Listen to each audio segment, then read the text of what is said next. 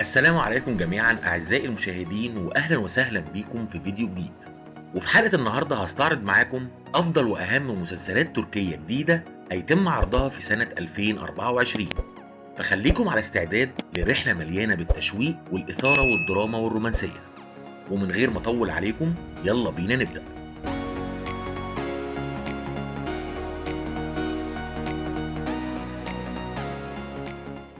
وهنبدأ قائمتنا بمسلسل الدراما الجديد حكاية ليلى، واللي من المحدد عرضه يوم 3 سبتمبر لسنة 2024.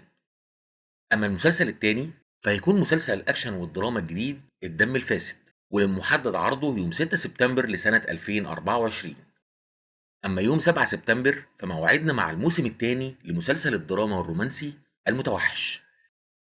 وكمان يوم 7 سبتمبر موعدنا مع الموسم الخامس من مسلسل الكوميديا والدراما جبل القلب. أما يوم 8 سبتمبر فموعدنا مع الموسم الثاني من مسلسل الكوميديا الدرامي السلة المتسخة. أما يوم 9 سبتمبر فهيكون موعد أولى حلقات مسلسل الدراما المنتظر العبقري. وفي يوم 10 سبتمبر هيكون موعدنا مع الموسم الثاني من مسلسل الدراما التاريخي الحربي محمد الفاتح سلطان الفتوحات.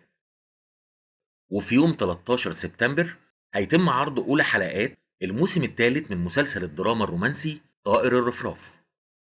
وكمان يوم 13 سبتمبر هيتم عرض أولى حلقات الموسم الثالث من مسلسل الدراما الرومانسي شراب التوت. وكمان يوم 13 سبتمبر هيتم عرض الموسم الثاني من مسلسل الدراما ملحمة الشجرة السوداء. أما يوم 17 سبتمبر هيكون موعدنا مع أولى حلقات الموسم الثاني من مسلسل الكوميدي الدرامي بهار. ويوم 18 سبتمبر هيكون موعدنا مع الموسم الثاني من مسلسل الدراما رائحة الصندوق.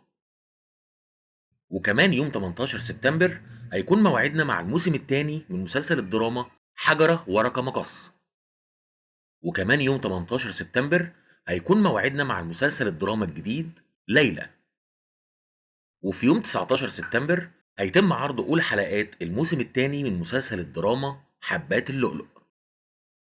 كمان يوم 19 سبتمبر هيكون موعدنا مع أولى حلقات مسلسل الدراما الجديد القلب الأسود.